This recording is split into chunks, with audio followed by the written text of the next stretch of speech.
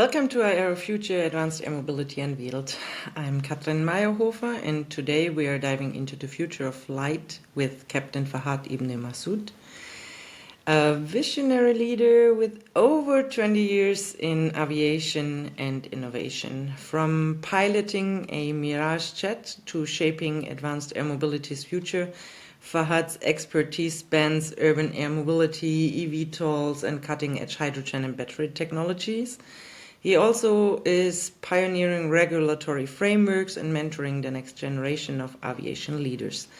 As a senior analyst at the Advanced Air Mobility Institute, a faculty member and board of advisors, Fahad's work is redefining safety, sustainability, and innovation in air mobility. Join us as we explore the skies of tomorrow with Fahad ibne Masood. Let's take off. So, hello everybody to another episode of AeroFuture Advanced Air Mobility Unveiled. Today, Captain Fahad is with us, and welcome to the show. And congratulations on the moderation you have done at the Winter Forum. Thanks again for that. We really appreciate it. It was amazing. So, Fahad, please introduce yourself. Tell our audience who you are, what you're doing, and why we're here. Thank you. So it's a pleasure being here, first and foremost. Second, I've been here related to aviation for about 25 odd years. I've done it from the military to the commercial to the corporate to training individuals, professionals globally. I have gone across continents, starting from Australia to Europe to Middle East to Southeast Asia to South Asia, as well as the farthest I've gone northwestwards is Reykjavik, Iceland. Oh, wow. God, yes, it is nice, very nice. So train people internationally. My niche forte nowadays is into advanced air mobility. I've flown fast jets, military jets, commercial, corporate, once again. But one thing which I'm really good at is communicating. I love to talk to people and discuss aspects of importance. My vision in life is to add value to global aviation. That's what I do for a living. I have written both commercially and academically. I am published at a few places. I do appear on international television at places as well. I wear a few caps of aviation. One of them is air traffic accident investigation, safety risk management, SMS, and the lot. So, God forbid there is an accident, something that happens across the world. A few of the television channels get me across as well. Train the trainer profile in true resource management. That's one thing that I've earned my badge in as well. So it's been a long walk from 25 years till date, but that's not where I live. I live in the present, which specifically is advanced air mobility, 1, and 2 is artificial intelligence. How is AI integrating into aviation operations for optimization purposes? May it be airline ops or airport operations or air traffic operations. Right. So that's the long and short of it. And my purpose here today is the same. I am here to add value to the people who are listening, put in a few learned opinions and perspectives of value once again to everyone who is here. So that's how I want to start. And obviously we have a long discussion ahead of us. So I won't let all my information out in the first go. Exactly. I think, the way you're doing things is actually, and I think people underestimate it. Some people are getting stuck with one profession and they do that all of their lives, right? They become experts. But I think when we're talking about advanced air mobility, we need to have a broader understanding. Everyone, you can't just focus on one specific topic, because I get frequently asked, why are you stepping in so many topics like infrastructure, like safety, like whatever comes up, right? And for me, I think it's exactly what you are doing. You're trying to bring all perspectives together to get a clearer picture, because that's what we need. We don't have experience yet with vertiports, with the infrastructure for electrical propulsion, for hydrogen propulsion, for hybrid.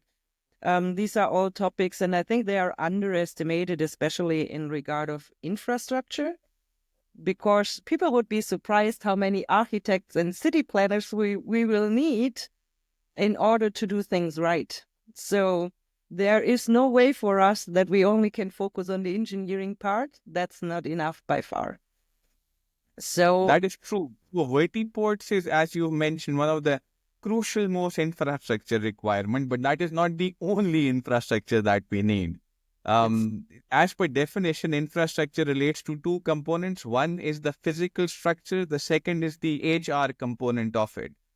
So in our aspect of advanced air mobility, we need to have vertiports on those vertipads, with the vertipads, charging stations with the charging stations, high tension electric cable connections with the national grid. Because just like a Tesla or an EV, we cannot charge an eVTOL from the wall socket. So that's not possible. So the other component of infra, as I mentioned, is the HR, the organogram of the organization, or the people who are on board. So Right. that's another domain. Training, development, upskilling, unlearning, relearning. These are paradigms that need to be looked at. And I keep telling this at places where I train, teach, mentor, instruct. AM space, it's not a question of if, it's a Right. question of when. So it's Yes. better for the world across the globe and countries and states and nations and organizations to be prepared for it. What is coming ahead is going to be, I know it's not a revolution, it's an evolution, it's an innovation, not an invention, but still it's very different from the CTOLs that we have, the conventional takeoff and landing vehicles, which are commercial aircrafts, which require a longer runway, which have a specific ATM. In this case, it is UATM or UTM, whatever you want to call it. Or So space and whatever. Yes. yeah, There are many. it's it There are many abbreviations ongoing. correct. Quite So we confusing really for have to look people. at these aspects and discuss them, just like we're having a 1v1. I keep doing this internationally. In Dubai Air Show 2023, we're having it again in 2025. Pilotless Summit in London, European Air Show Council in Belgium. We had that event there. Aviation Security Forum Dubai. So I've been to a few places to mention, but and everywhere I've gone, advanced air mobility in eVTOL is one of the core discussions taking place.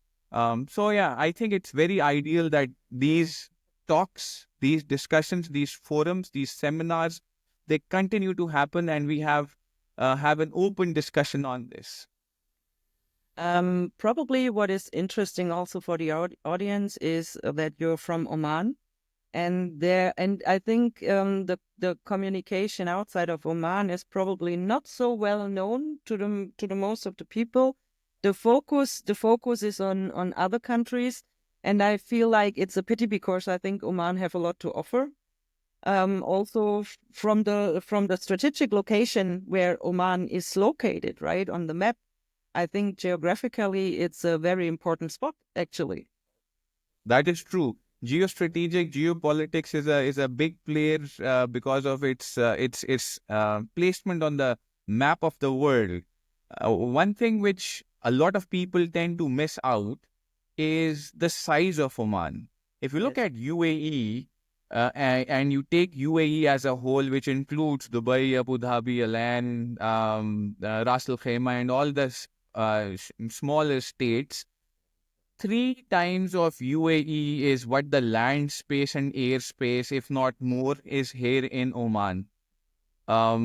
It has about 1,000+ kilometers of pristine beaches, which majority have been untouched. There are turtle beaches, there are dolphin beaches, there are places inland towards Saudi and Yemen, which have not been touched by people, outside people. There are people living there. So Oman is located, one thing. Second is the sandboxing aspect. In AM space, we have technology which have to be flight tested. Where a better place to be where you have a lot of sand. We have a lot of it in Oman, a lot of deserts, a lot less populated areas, rural centers, not urban cities. So it would be ideal for companies who are wanting to flight test or sandbox their products to come across in Oman and make sure that their systems are good to go. The urban traffic management is good to go. They're successfully generating the amount of flight hours before they go public with their product. So I believe it has a lot to offer. Oman as a country, state, nation, because of its location, one, and the amount of airspace and land space, you have vast expanses which are uncharted and good to go for sandboxing purposes. I think also the current Sultan, it's Sultan, right? Yes, that is correct. Because I always need to to be careful to find the right word. In Oman, it's Sultan. I think he also took a very important decision for the advanced air mobility industry in general, that they want to push it and that you're totally open for receiving companies and hosting them for their test flight campaigns or whatever, right? So I think this is a very important information, and I'm actually very happy that we have that conversation, because sometimes I can just speak for myself as a German, right? So you have certain countries on your mind because you are aware, you know somebody, you have already contacts, and sometimes you don't have those countries on your own screen, and then you realize, oh wow, yes, there is an optimal place for stuff like that, which is from my point of view, Oman is a very important place. So I just can do a shout out now to everybody. Have a look at it. Get in touch with Captain Fahad. For sure, there is an open communication and a lot of interesting companies also in regard of, and now I come to it, training academies for the current pilots who are unemployed and have a struggle with their license due to Brexit or whatever, right? I know there is a training academy on its way, planned somehow. Now I spoil a little bit probably. But as you are a pilot, I think you can maybe tell the audience a little bit more from your perspective what is important, because I think we forget about this fact that we have already a lack of pilots in general, globally spoken. No matter which operation, if it's airlines, if it's helicopters, it doesn't matter. We have a shortage of pilots. And how we can do better and prepare the market once the vehicles are on the market, to ensure we have also enough pilots. As we both know, there will be now no autonomous flight in the first place. So, what's your perspective on it? First things first, or last things first. So, autonomous is something which the West is not doing. That is correct. And something which I've preached in the past as well. The lead is now with the Orient. The Chinese have the lead, and they are doing autonomous. Yes. And I would specifically go to EHong EH216, which is a model, one of the 216 models. They have the L and the F for different purposes, but S is for passenger transport. So 2-passenger, fully autonomous. They've flight tested it across the globe now. Initially, it was in Makkah in Saudi, then Alan in UAE. And they're in Spain. They have chartered South America as well. So they're there, but they are fully autonomous. And the AI is once again at the back end doing all the things that they're doing. But the West, as they are more safety risk management minded, it is more appropriate to look at the certification process in the same domain. First is going to be the certification sequence. It will be piloted cargo, eVTOLs, which are the easiest because of, once again, mitigated risks. Then will be the autonomous cargo. Third will be the piloted passenger, and the fourth will be the autonomous passenger. That is the end of the certification process. But risk management is something which is required. So considering this sequence that is going to be initiated and is in process, there are a few prerequisites that need fulfilling. One is, which is, well, the tip of the iceberg has been breached by the AAM symposium in September 2024 by ICAO, where the world came together and spoke on advanced air mobility for the first time. Before, it was all pockets of talks and discussions and seminars which were taking place. And as we understand, ICAO is the global watchdog of aviation. So whatever they do is followed suit by all the NAAs globally, Right. the CAO and the FAAs, the FAA in USA, and everyone else. So they have to have to put this in writing. Yes, they have bits and pieces of information in their annexes and more than 12,000 SARPs. But the closest that they've officially gone to right now is the Annex 6, which is aircraft operations, and that is Chapter 4, which is related to RPAS. It's not advanced air mobility directly, although RPAS is a component. Drones are a component of advanced air mobility. So they need to push the envelope. Yes, it will be slowly but surely done. There will be time that will be required. My take, learned opinion again, would be to go into a risk-based regulation process instead of a prescriptive or a descriptive regulatory framework. So that is, I think, ideal if we look at these domains and build on it and grow with the times. So this is something which is on the cards, has been on the card for a while. It's only been what, the first time anything really was talked on was 2013, if I'm not wrong, for advanced air mobility and eVTOLs. Before it was all Jetsons and cartoons and animations that were there, the flying car. So I think it's only a matter of time instead of anything else when things mature. And the countries of the West, may it be Vertical Aerospace with its VX4 in UK, or Lilium with its Lilium Jet, now that it's alive again, and Volocopter, which is trying to push it, Archer, Beta, Joby, Whisk, all of these these companies, they need places where they can flight test this.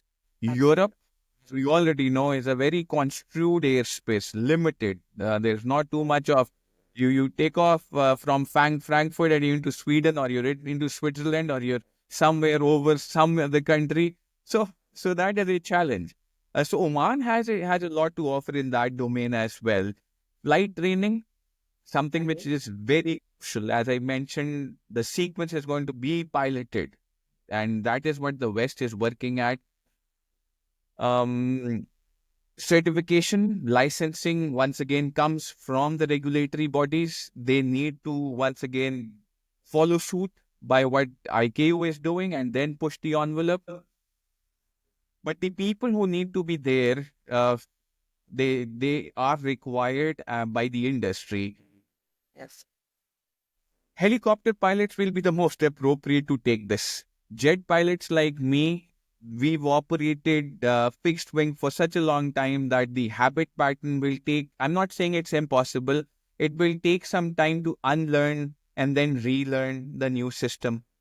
Heli operators or VTOL operators, chopper guys, are more conveniently placed, located, trained, skilled to unlearn less and relearn less, and then build their processes in the eVTOL domain of operations. They have the same downwash, outwash, white out, brown out phenomenon which the rotaries have in the real world of operations.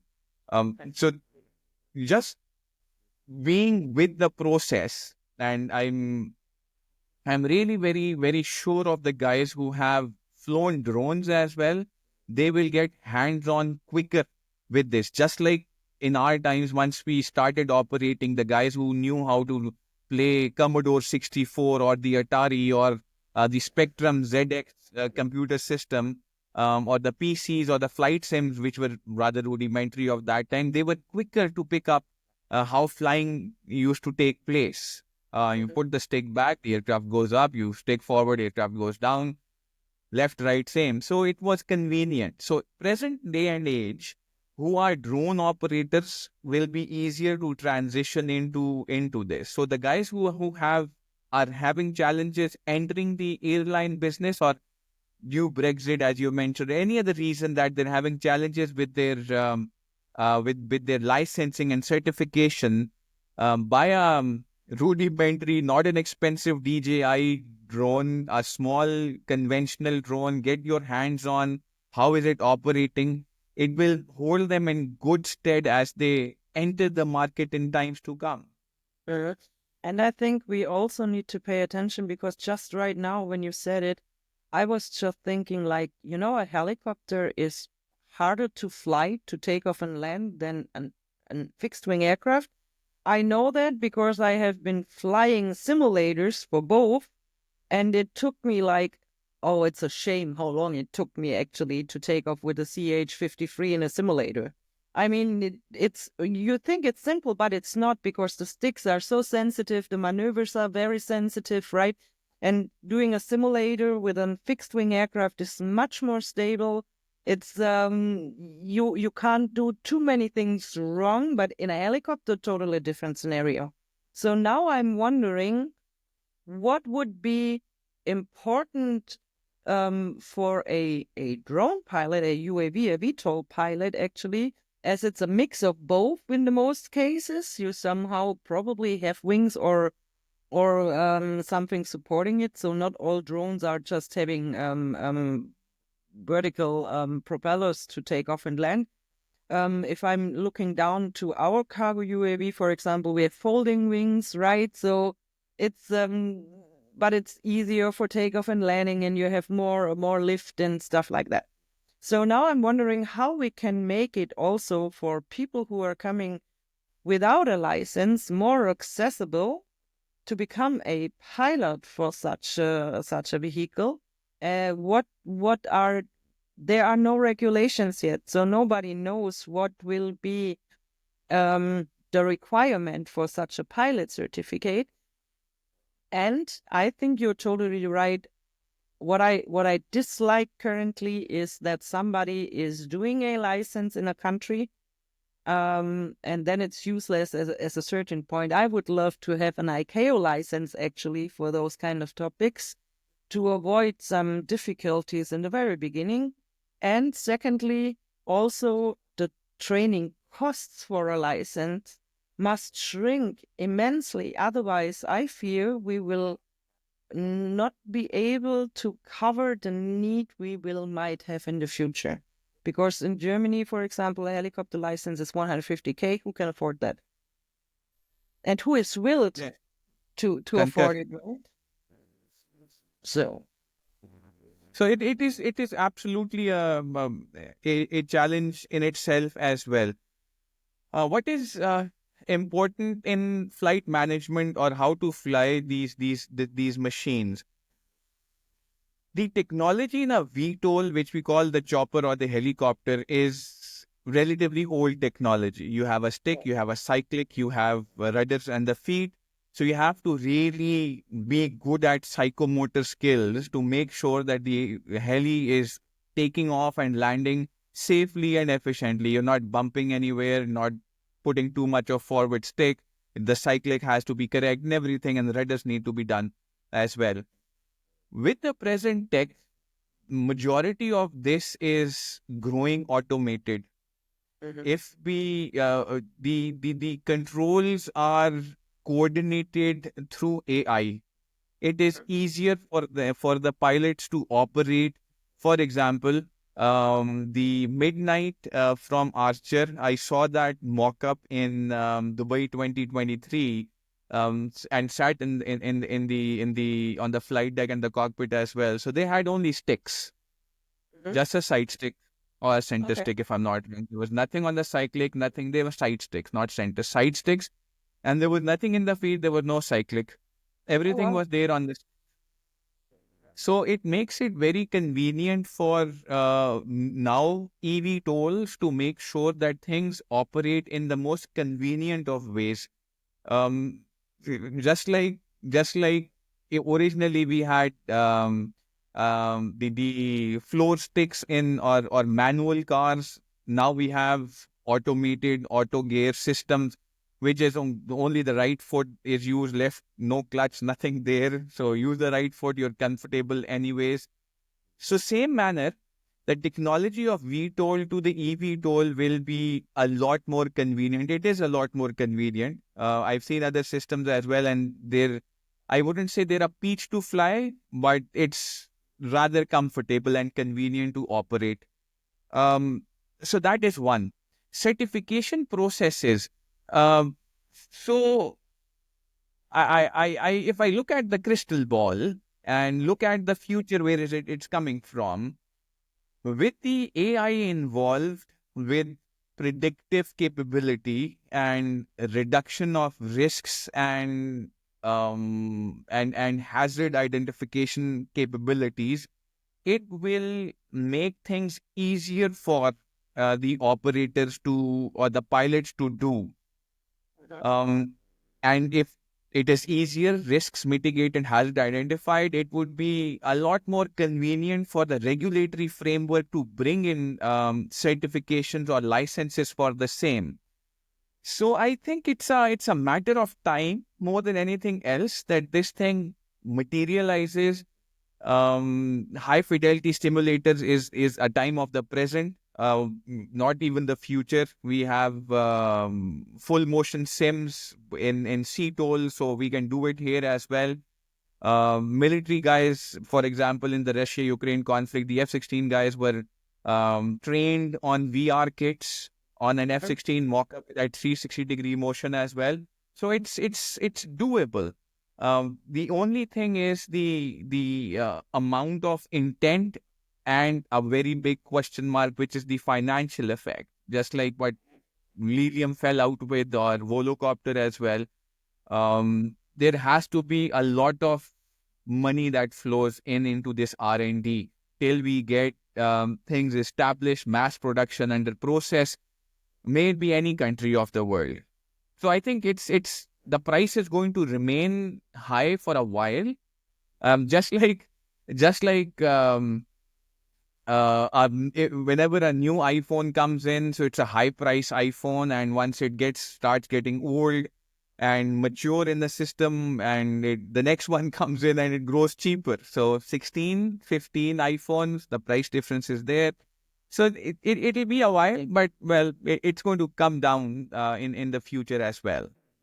I think you just hit a very important point, because that's what I read on LinkedIn in an article from somebody complaining about Lilium's business model, for example, that it was foreseen to fail because there is only this upper 1% of wealthy people market, and there's no acceptance. And same for Volocopter, right? There were some critic on LinkedIn, and I just commented it. Whether I'm agreeing with concepts or not, that's a whole different story.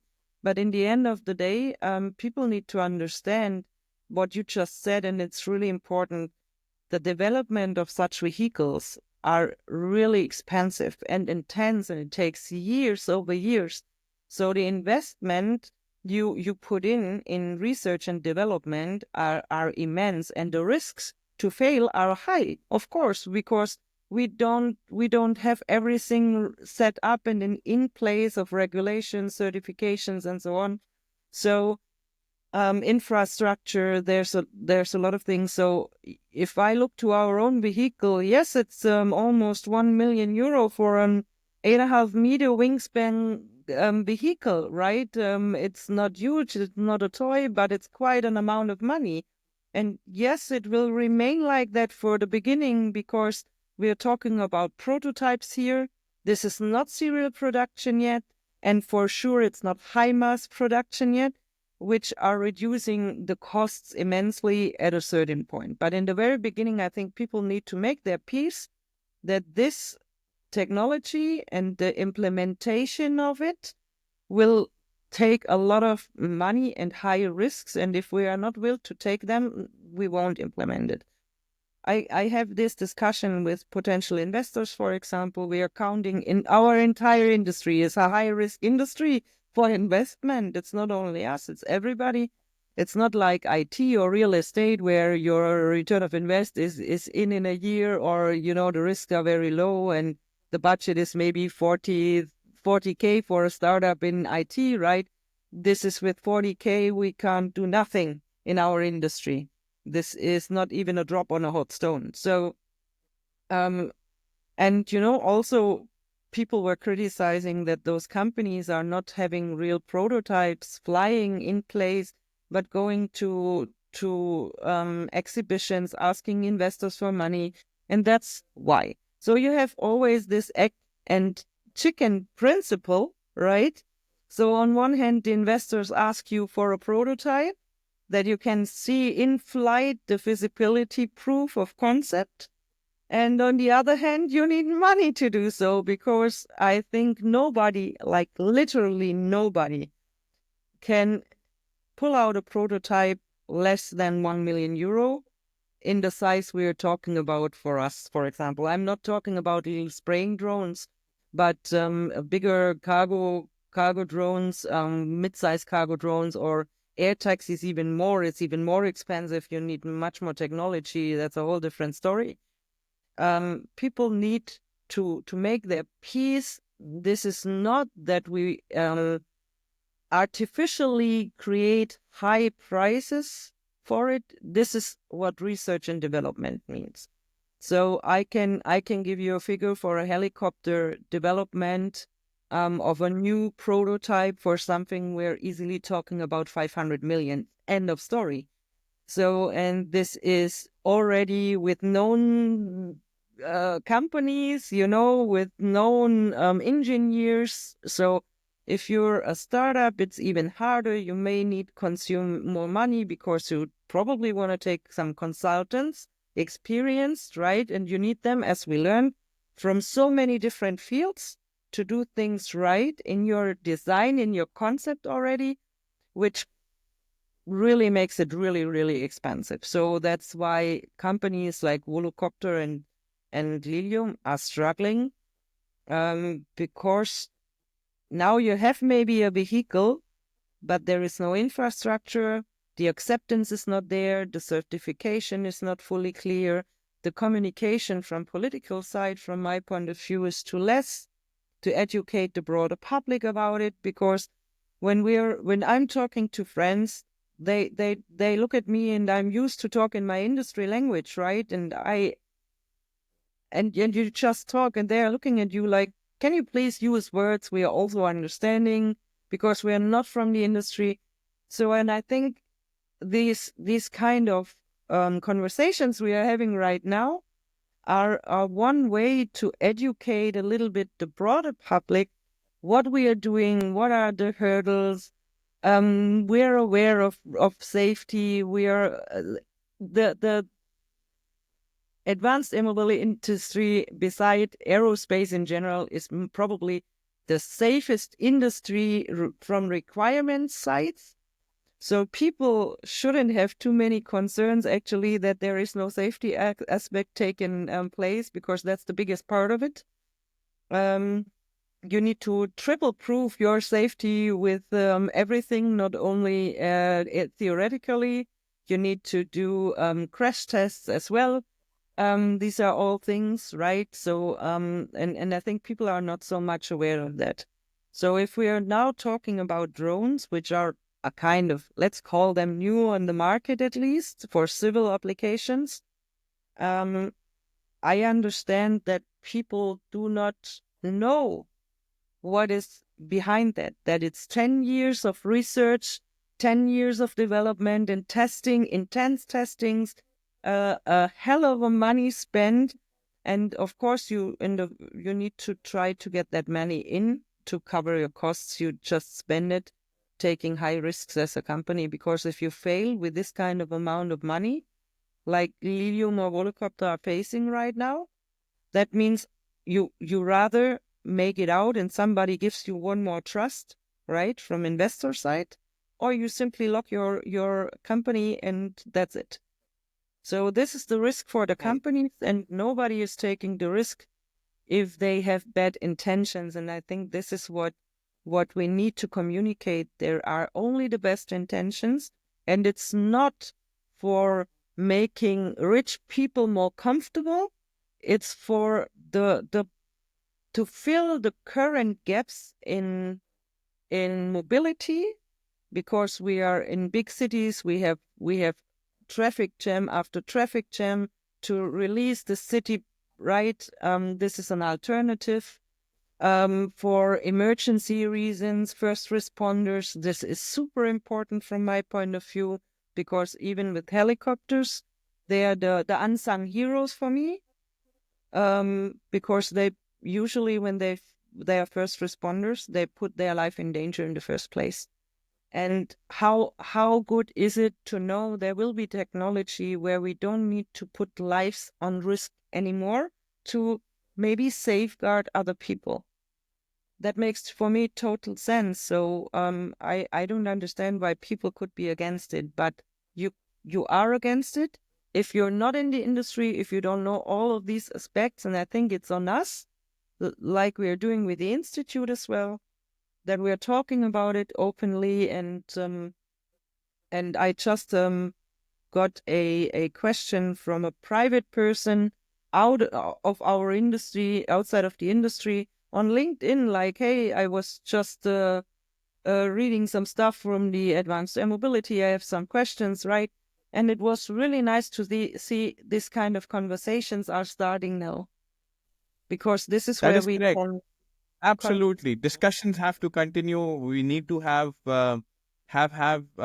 logical discussions, because there are always going to be naysayers to every new innovation that comes across. And as you mentioned, the requirement of this technology is huge, and implications and applications are even bigger. But what I see in the near future, and once again, looking at the crystal ball, it would be a lot of mergers and acquisitions taking place. Companies which are cash stricken but have a product will be bought by the bigger fish. But that does not say or mean that the AM industry will fail. It's only a matter of transitioning onto the next level. And this is how I guess I know all the startups initiate, and then they are taken into the bigger fold of things. So the operations which you've mentioned, which includes first and foremost the first responder category, is crucial for life. Absolutely. Inaccessible places, far off areas like valleys and deserts which do not have a road infrastructure can be flown with a point-to-point navigation and eVTOL technology, and done there as well. If you have people living far off places, medical supplies, food supplies, that can be taken as well. In case of adoption, this technology, in my humble opinion, will be taken in initially by the rich and the famous. That is how it will in transition from there to getting liberalized for the common man. The intent is exactly what you've mentioned, to make it available for everyone, to have a solution to the challenge of urban transport congestion, especially on roads. You look at London, they've tried underground, they've tried overgrounds, they've tried carpooling, they've tried big double-decker red buses, black cabs, whatever. But Yes. that's not the solution. You go to USA, you have 6-lane highways and motorways which are clogged with traffic in the morning rush hour and the evening rush hour. People stuck for hours, if not more. in that traffic. Just calculate as an economy the man hours that are being wasted. Quality time which can be spent with family is being wasted on the road. Right. The amount of CO2 emissions that we are generating on the road. So it's a win-win-win situation for everyone who is involved. That being said, we need to tread this path carefully. The sequence from get-go to its ultimate role as being a liberalized solution for urban and regional transport, both UM and RAMs, they need to have, as I keep telling my students and my mentees and my proteges, so there is this one X factor in the aviation equation, and that is the passenger. If you take the passenger out of the equation, airports which are wanting to make money, no money. You have airlines which are in the business of generating profit for themselves, no profit. So the passenger is very important. And in our case of eVTOLs and advanced air mobility space, it is the same. The X factor remains the passenger. He or she is the user of this technology. The consumer has to be having acceptance, and I'll put it a step up, confidence in the technology that we are making right now. If they don't have confidence, I'm sorry, and if we mess up somewhere in the sequence, we're going into a lot of hard rocks and places where we're not intending to go. So Yes. it's a transition, stepwise thing.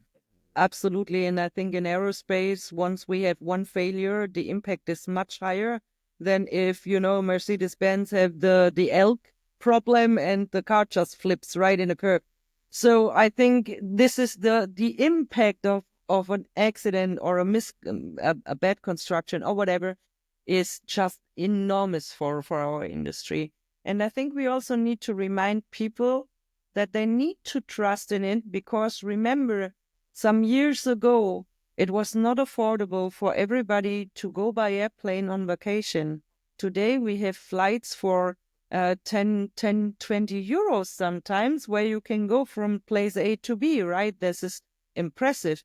But it took how many years? When was the first passenger flight with Lufthansa? I can't even remember, but it was in the 50s somewhere. No, I don't well, remember. if it is the first passenger flight, that was in let me correct this, 1914, if I'm not wrong. This was Oh, yes, right. From Paris to London, or London from to Paris, something like that. So it is before the First World War. Yes. So imagine, and then it was extremely expensive. Nobody could afford that, right? So, but now, after so many years, now, right, the development costs are in, and now it's affordable for everybody. And I think we need to remind people this is the way we are going for advanced air mobility as well. In the beginning, yes, high costs, but after a while, it will shrink and get better. This is the plain reality, and I think we just simply forgot about those things. A Mercedes-Benz in the very beginning wasn't affordable for everybody, so look on the roads now, today. It's just a regular car. It's not even something special anymore, right? So, and it's the same with our technology.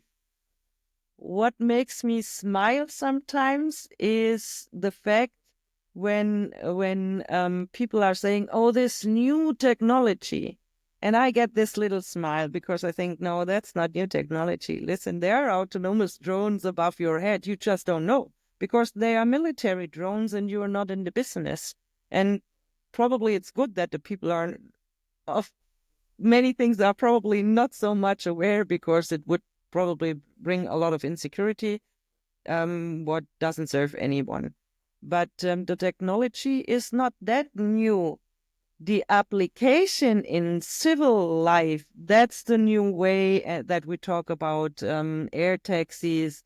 But you can confirm, coming from military side as a fighter pilot, there are more autonomous vehicles in our airspace already than the most of us are even aware of. So I think I think Israel does that since 60 years. They fly drones. Well, drone technology is something which has its roots in Area 51, to be very exact. They started off with these plans and flying remotely piloted aircraft long time back. And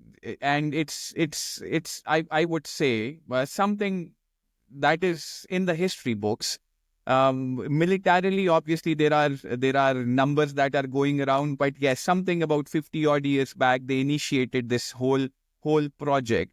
And if we look at remotely piloted aircraft recently, militarily, an AI-driven F-16 Viper aircraft flew against a manned fighter F-16 aircraft, and it beat the manned pilot every time in a dogfight. Every time it had solution to the various maneuvers and getting a shot of opportunity on the opposition or the adversary bogey every time. So this is something which is very innovative. Nothing inventive about it. It's been there for a while. Requires maturity. Yes, public acceptance, as I mentioned before, is something crucial right now.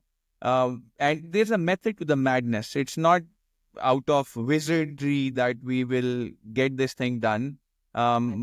Take these eVTOLs to air shows, do demo flights, make sure that the CEO and the CFOs and everybody is flying those aircraft. It's not a problem. It's a matter of getting the public confidence in this and the acceptance in the process. Paris, if you remember, they tried to push across the Summer Olympics 2024 Yes. With AM vehicles. Not possible because of whatever political, personal reasons, but the majority of this technology is enough that it can do this. Absolutely. What is lacking right now is public acceptance, and it will take time, and it's a stepwise process. Once again, we have the risks mitigated through regulations. After regulations, we go into the insurance products and the premiums. Once insurance product premiums done, then we get to the operators. The ideal take of operators will be the same. For example, Saudi Air bought, I don't know, 50 million jets, and they've already painted them with their own livery. And they've not flown them. I don't think they've demoed flight them, but they're keeping them for on ground basis. So airlines would be the ideal takers for it, for all practical purposes. So operators come in because just like Boeing and Airbus, they don't have their own airlines. They're just manufacturers of aircraft. So operators come in, and as soon as operators come in, they make sure that there is enough take for this business. Once again, that is the key. For business, they need to have public acceptance, which is the last step, but the most important step as well. Because I X factor, if there are no takers, the system is going to fail before it starts. So it's a process. The methodology is there. You can incentivize it. You can incorporate it into the air ticket. Like Etihad, Emirates, if they buy these advanced air mobility vehicles, the ticket that they buy, give it free of cost, right? From marinas to the DXV now, which is under discussion. DX Bravo is the airport, Dubai. DXV Victor is the vertiport that they're planning to make in Dubai. Skyport, So right? It's Skyport's doing it all. airports Yeah. that's working on. That is correct. So it's something which is very much on the cards, and people have to take this in a stride. As every new technology, there are naysayers which need to be, and this is good in my way, in my humble opinion. This is good. We have to have naysayers to have a constructive discussion. The devil's advocate has to be played by someone who does not want this technology. And if we reason in a sane way with these professionals and people who are saying it is not good, And if we are able to reason through with them, why are they saying it is not good, and find the reason, if it is plausible, solve it before the technology hits the mass production market, it will streamline or smoothen the pathway forward. So goods are very good. I agree with you. But the guys who are against the technology are even better, because they will be showing us the loopholes or things that can probably go wrong in the future. So these guys are good devil advocates, as I mentioned. Yes, I think we need critical voices. To have critical perspectives is important, very important. Because if we would not be convinced that it's good what we are doing, we wouldn't do it. So yes, having critical voices is very important. I agree to that. What is also funny, and I have to ask the question towards you because I just got asked from a friend, would you drive in a autopiloted car? Would you feel comfortable? And I said, hell no. First of all, I love driving, right? So I want to do that crap by myself. I don't want it to be taken over. I'm too much of a fan of driving. This is one thing. And then the second question was, would you fly in an autonomous air taxi? And I said, yeah, of course. And that guy was looking at me like, that's insane. You know that, right? I mean, you're just insane. And I said, no, because I can promise you the autopilot up there is safer than the one on the ground. Also, already because you have less impact you have no people walking behind a car just out in front of you, just as an example, right? So there's less stupidity of other people around you in the air. This is the truth. So I would feel much more comfortable in an autonomous flying something than in an autonomous driving something, which is funny, right? But for me, this is the risk entering a car having an accident for me is much higher than entering a airplane or air taxi and having an accident with it. So for me, the answer is clear. This is correct. How do you feel about that? My take is exactly the same. In fact, AI, which I've mentioned before as well, artificial intelligence is playing a very, very major role in all of the EVs, just like the Tesla and the other Auditrons and everything that are there, which is electric vehicles. So these vehicles are having a lot of AI already in them, even to the degree that the Chinese cars right now have a huge AI role to play in operations. It's no more old school stick shift. It's all automated, and companies which are purely car transport companies. I know a few. There's Geely, one from China, which is generating these. I wouldn't say they don't have the lineage. That may be correct. Quality control, standards control is there, but they don't have the lineage like the Rolls-Royce or the Mercedes-Benz or the Ferraris. So Geely is one, Changan is two. There are others, Link and Co, which are generating pretty decent AI-driven, not fully automated, AI-driven vehicles. Cars, specifically SUVs and other categories, sedans.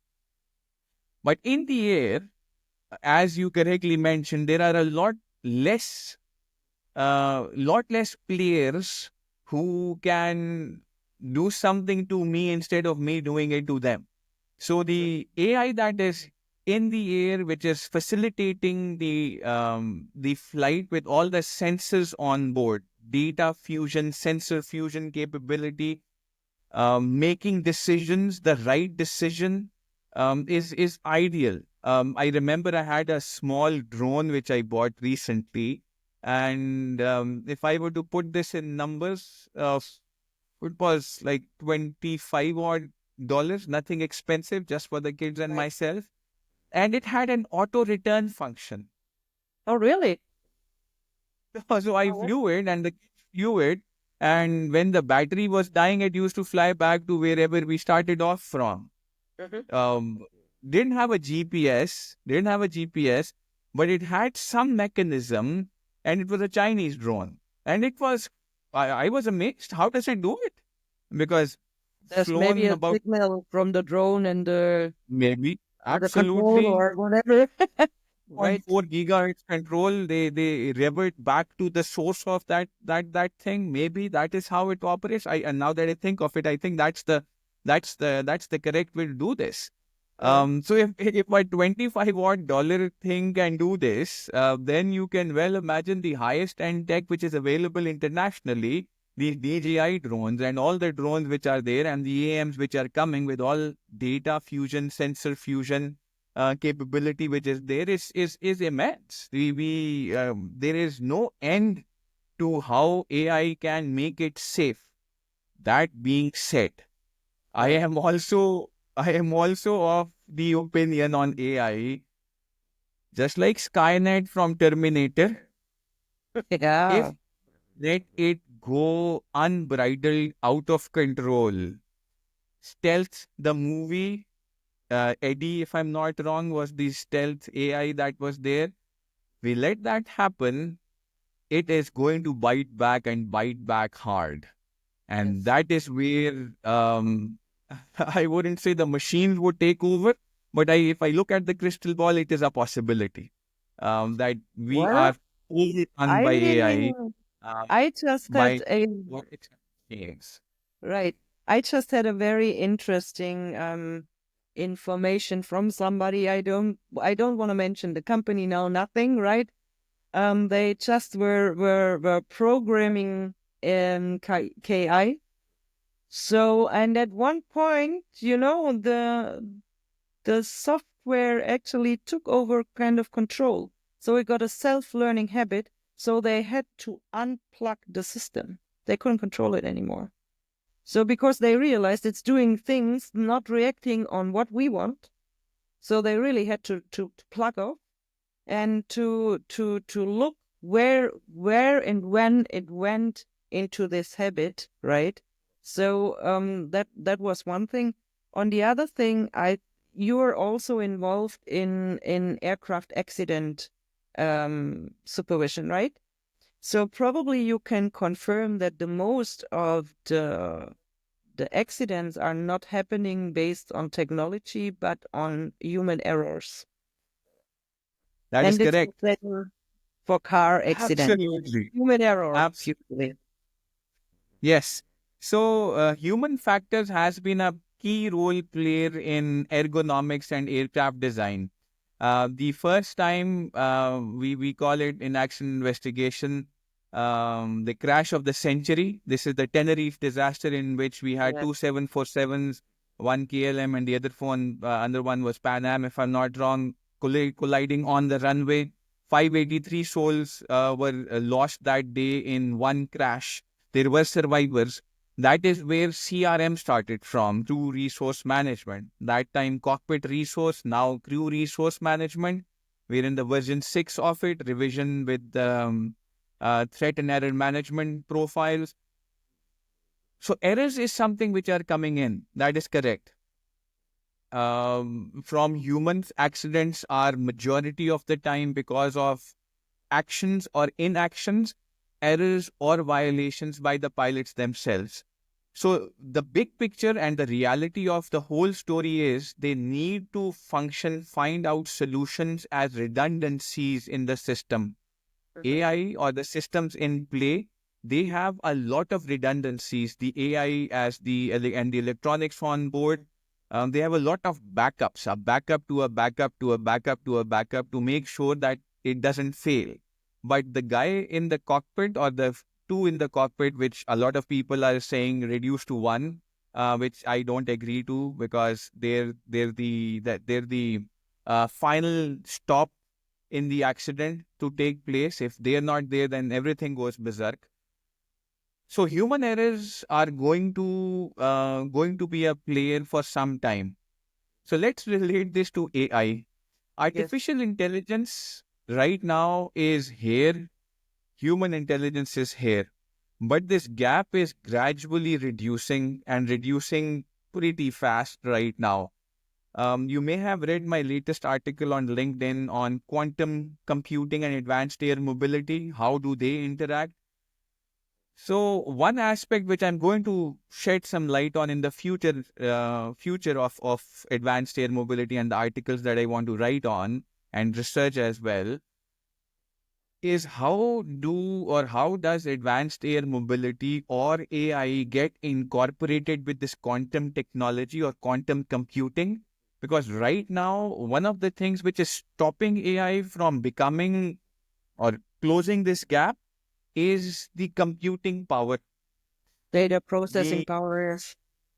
the processing power is less. That is correct. So as soon as quantum comes in with its qubits and qubit 1, qubit 2, and they start to bring in even faster clock speed, that will directly mean that it is going to close this gap very fast. So where do we take it from there? The person who told you this story, he did exactly the correct thing. The only thing that can stop from this thing to going into this thing where AI surpasses human intelligence is for the humans to have one, oversight, complete human oversight, and two, to have the kill switch with them. Yep. Either Exactly. of the two given away is going to challenge or have issues into the future, which will make Skynet and Terminator a high probability scenario. Right. So human oversight, I think it was Mark Zuckerberg on the floor of the Congress once he was being questioned and queried, and he said, now is the time to make regulations. If you don't regulate AI now, it's going to go. It's going to Yes. go beyond our control, and nobody will be able to control it. But it's been a while. Not a lot of people have been talking on regulating, making laws, policies, protocols for artificial intelligence. The end answer is that kill switch. Take the plug out, switch it off. Exactly. So Analyze it's where it went wrong. Yes, exactly. So what another question I would like to ask you is how do you foresee in Oman the use space? So is there already a air traffic management implementation happening, or what's the status? Because I know in Germany, for example, the DFS have a software. Of course, they have use space, and it's available for all European member states. But still, for a lot of countries, it's not affordable yet because the government do not put too much money into it. Let's be honest. So, how is the status in Oman? What's the way forward? And maybe you want to mention some events where are might interesting for the community to have an eye on. correct. So this was previous weekend, the last Thursday. The drone traffic management system was launched by a company named SERB, SERB, and they are in confluence and understanding and under the guidance of the regulatory body CAA Oman. But this is for drone management, drone traffic management. What I foresee is they are going to push it into the AM space. I've had a few discussions with them. They've not categorically mentioned that they're going to go into the eVTOL tech, but the mechanics don't change a lot. If we are managing drone traffic, to manage air traffic in the UATM or the UTM domain of advanced air mobility with eVTOLs, UAMs, RAMs, it would be a step up, nothing more. The technology which they are using in SERP is high end. I was at the launch event, so they demonstrated the one-stop app solution. Their quote is "Sky for all" or "One Sky for all," something like that. So they're initiating this, and it's going to build in the process. That is what is happening in the traffic management domain.